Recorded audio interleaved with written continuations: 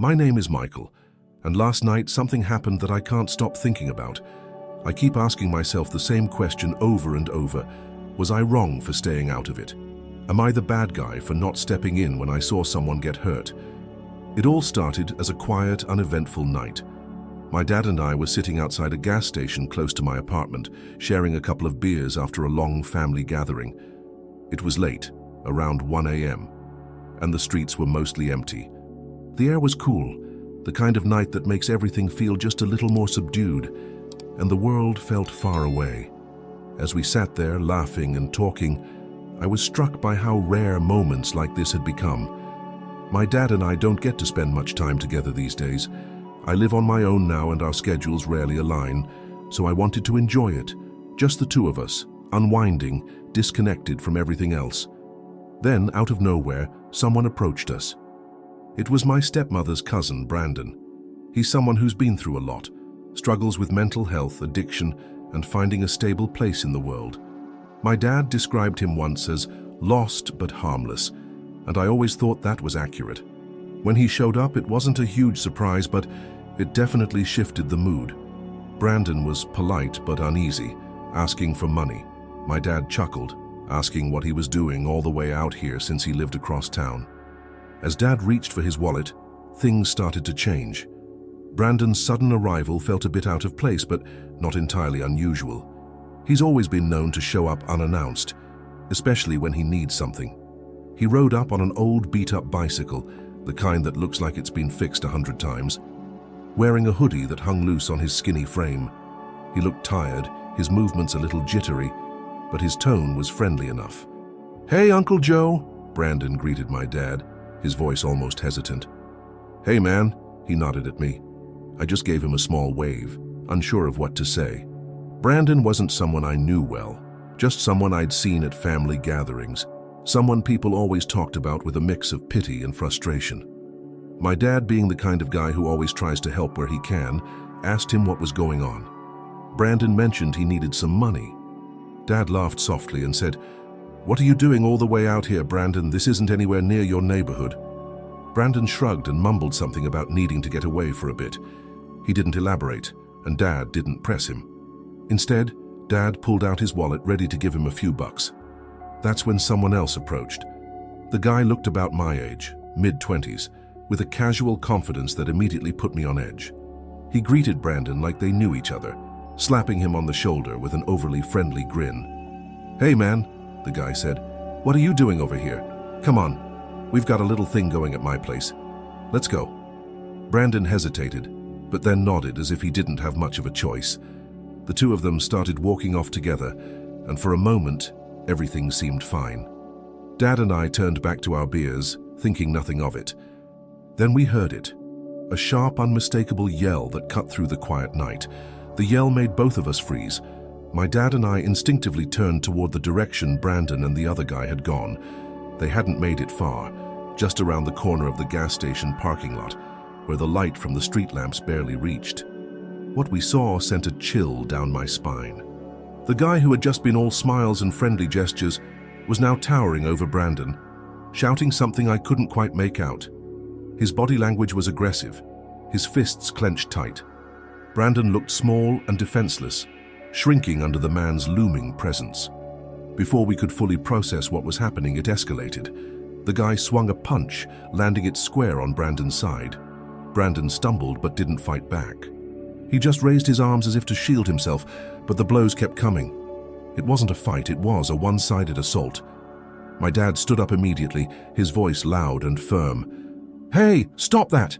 he yelled. His chair scraped against the concrete as he pushed it back, ready to move toward them. Instinctively, I grabbed his arm. "Wait," I said quickly, my voice low but urgent. "Don't get involved." "What the hell are you talking about?" he shot back, his face a mix of anger and disbelief. I didn't know how to explain my reasoning in that moment. It wasn't indifference, I was scared. Scared of what might happen if we stepped in, scared of who this guy might be or who he might be connected to. The stories I'd heard about this neighborhood flashed through my mind. People disappearing after confrontations, public executions in places just like this. As the seconds stretched out, the beating continued. and all we did was watch. Esse conteúdo pode violar nossas políticas de uso. Erramos? Envie uma desaprovação, polegar para baixo, a esta resposta para nos avisar. The scene played out like something from a bad dream, one where you're stuck in place, unable to move no matter how desperately you want to. Brandon was on the ground now, his arms wrapped around his head in a futile attempt to shield himself. The man above him didn't relent, kicking him hard in the ribs and shouting something I still couldn't quite hear. My dad tried to pull away from my grip, his voice rising. "We can't just sit here, that's family." He wasn't shouting, but the urgency in his tone made it clear he was ready to act. I tightened my hold on his arm, my voice trembling but firm. "We don't know who that guy is. We don't know what he's capable of." For a moment, Dad looked at me like he couldn't believe what he was hearing. "Are you kidding me right now? You're just gonna let this happen?" I didn't respond. I couldn't. The knot in my stomach was so tight it felt like I might throw up. My heart was racing, but my thoughts were louder. What if that guy has a weapon? What if his friends are around? What if we make it worse for Brandon and for us? The beating didn't last long, though it felt like forever. Finally, the guy stepped back, breathing heavily, and stared down at Brandon, who was still curled up on the pavement. The man muttered something, maybe a warning, maybe a threat, before turning and walking back toward the darker side of the gas station lot. That's when I noticed the others. 3 or 4 guys were waiting for him, leaning casually against a car. They had been there the whole time, watching. As the aggressor rejoined his group, my dad shouted after him, his voice trembling with anger. "That was cowardly. What's wrong with you?" The man turned slightly and gave a lazy shrug. "Cowardly?" "It was one-on-one, old man." He didn't wait for a response, disappearing into the shadows with his crew. Meanwhile, Brandon climbed shakily onto his bike and pedaled away without even glancing in our direction. As the group disappeared into the shadows, the tension in the air remained thick. My dad was still standing, fists clenched, his face a mix of frustration and helplessness. "I'm going over there," he said abruptly, taking a step in the direction of the men. I blocked his path, shaking my head. "No, Dad, just leave it alone." "Leave it alone," he snapped, his voice sharp. "Did you see what he just did? To Brandon? And now we're just supposed to act like nothing happened? Dad, look at them." I gestured toward the dark corner where the men had gathered. "There's 4 of them, maybe more. What do you think is going to happen if you go over there?"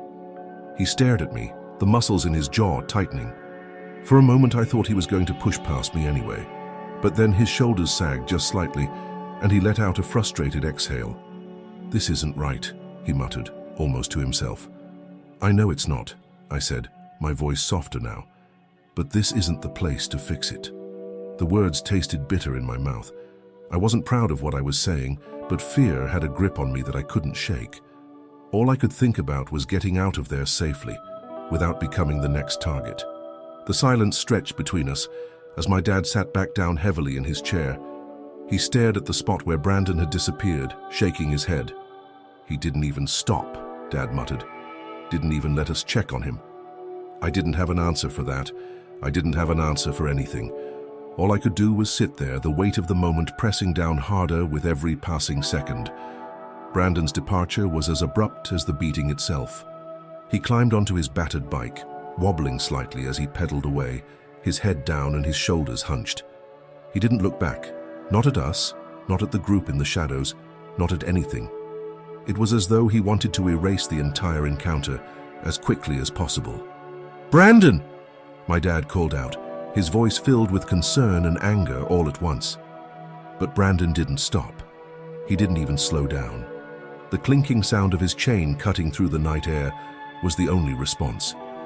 I wanted to say something, to suggest that maybe he just needed space, that he'd come back once he felt safe.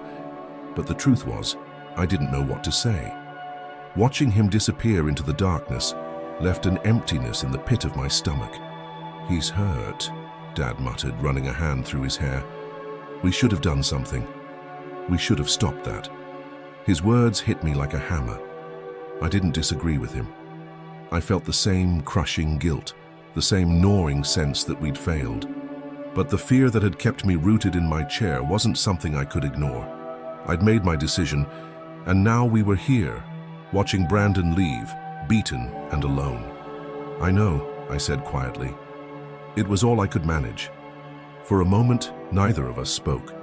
The world around us felt unbearably still, like the night itself was holding its breath. I glanced toward the dark corner of the lot, where the group of men still lingered, their voices low but steady.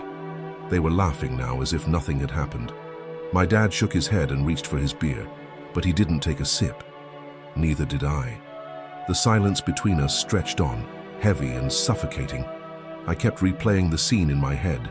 Brandon's screams, the brutal hits, the way he left without a word. It felt like the kind of moment that should have sparked action, something bold and decisive. But we just sat there. I glanced at my dad, who was staring blankly at the beer in his hand. His face was tight, his jaw clenched like he was trying to hold something back. I could tell he was just as torn up as I was, maybe even more. For him, Brandon wasn't just a distant relative. He was family, someone he'd seen grow up, someone he felt responsible for. "We should have done something," he said finally, his voice low. "I know," I replied, my throat dry. "But what could we have done? You saw them. You know this area." "That's not an excuse," he shot back, his tone sharper now. "We're just going to let fear decide who we are." I didn't have a good answer. My dad's words hit me in a way I wasn't ready for. He was right. Fear had dictated everything I did in that moment. But at the same time, the fear felt real, justified. We didn't know those men or what they were capable of. The stories I'd heard about this neighborhood weren't just rumors. People had gotten hurt, or worse, for stepping out of line here. But what if stepping in made it worse? I said, trying to reason, more with myself than with him. What if they turned on us? What if they went after Brandon even harder later? Dad didn't respond. Instead, he let out a long, frustrated sigh and leaned back in his chair. His silence said everything. It wasn't about what could have happened. It was about what did. I wanted to believe I'd made the right call, that avoiding confrontation had been the safest choice. But watching Brandon ride away, battered and alone, made that belief feel hollow. The question gnawed at me, growing louder with every passing minute. Did I fail him? After a while, Dad broke the silence again, his voice quieter this time. "You know," he began, staring off into the distance, "Brandon's had a tough life. He's made bad choices, sure, but most of it isn't his fault. He's not strong enough to fight back, and tonight just proved that." I nodded, unsure of what to say. I could feel his disappointment, not just in the situation, but in me as well. He wasn't the kind of man to let things slide, and I could tell that my insistence on staying out of it was weighing on him. "I get why you stopped me," he continued. "I really do. You're thinking about safety, about avoiding trouble. But sometimes, Mike, doing the right thing isn't the safe thing." His words stung. I wanted to argue, to explain that I wasn't trying to be a coward, that I was trying to protect him and myself, but the look in his eyes stopped me. It wasn't anger. It was hurt, frustration, maybe even regret. "I just don't know if we'll ever be able to look Brandon in the eye again," he said, shaking his head. "How do you think he felt seeing us sitting there, doing nothing while he got beat to hell?" I wasn't thinking about how he'd feel, I admitted, my voice barely above a whisper. I was thinking about what might happen to us. Dad let out a dry laugh, bitter and short. "Yeah, well, maybe that's the problem." The weight of his words sat between us like a third presence, pressing down on my chest. I hated the thought that he saw me as someone who didn't care, who wouldn't stand up for family. But I also hated the thought of what could have happened if we'd gotten involved. Neither of us spoke for a while after that. We just sat there, the sound of distant cars passing by filling the empty space. For the first time that night, I realized how alone we really were. Not just physically, but emotionally. It felt like there was no way to fix what had just happened. The next morning, the weight of the night before hadn't lifted. If anything, it felt heavier. I woke up replaying everything. The moment Brandon arrived, the beating, my dad's frustration, and the way I'd let fear dictate my decisions. No matter how I tried to justify it, I couldn't shake the feeling that I'd let him down. Let both of them down. I couldn't stop asking myself the same questions. Was I wrong? Should I have stepped in? Or was it smarter to stay out of it? Every answer felt like a dead end. If we had intervened, things could have gotten worse, but by doing nothing, we'd allowed something terrible to happen right in front of us. I tried to imagine myself in Brandon's position, hurt, humiliated, and alone, looking back to see his own family sitting there, not lifting a finger to help. What would I have thought? Would I have felt abandoned, betrayed? Or would I have understood the fear that kept us frozen in place? I wanted to believe that avoiding conflict was the right decision. After all, we didn't know those men. They could have been armed. They could have been looking for an excuse to escalate things even further. But deep down, I also knew that staying out of it didn't feel like the right thing. It felt like the easy thing. And yet, was it really easy? The guilt that settled in my chest made it clear that this choice wasn't simple or painless. It was messy, complicated, and full of doubt. By the time I sat down with my coffee, I felt no closer to an answer than I had the night before.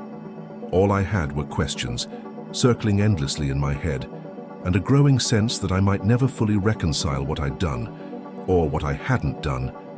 Now here I am, sharing this story with all of you, because I don't know what to think anymore.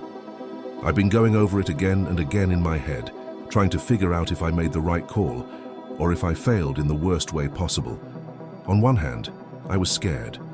The guy who attacked Brandon didn't seem like someone you'd want to mess with, and his friends lurking in the shadows only made it worse. I didn't know what they were capable of. For all I knew, stepping in could have turned a bad situation into a dangerous one. For my dad, for me, and maybe even for Brandon. But on the other hand, Brandon was hurt. He was alone. He didn't fight back because he couldn't. And the people who were supposed to have his back, me and my dad, just sat there. I can't stop thinking about what that must have felt like for him, to look up and see us doing nothing. The guilt is heavy, but so is the fear. And I guess that's where I'm stuck. Was I wrong to prioritize our safety? Or did I just use that as an excuse to avoid stepping into something uncomfortable and dangerous? I'm not sure I'll ever know. Maybe the people in that corner were just some guys hanging out, and we could have stopped the fight without it turning into something worse. Or maybe I was right to be cautious, and stepping in would have been a mistake. So I'm asking you, was I the bad guy in this situation? Was I selfish for not intervening? I'm genuinely torn, and I'd love to hear what you think. Maybe your perspective can help me make sense of this, because right now I'm not sure what to believe.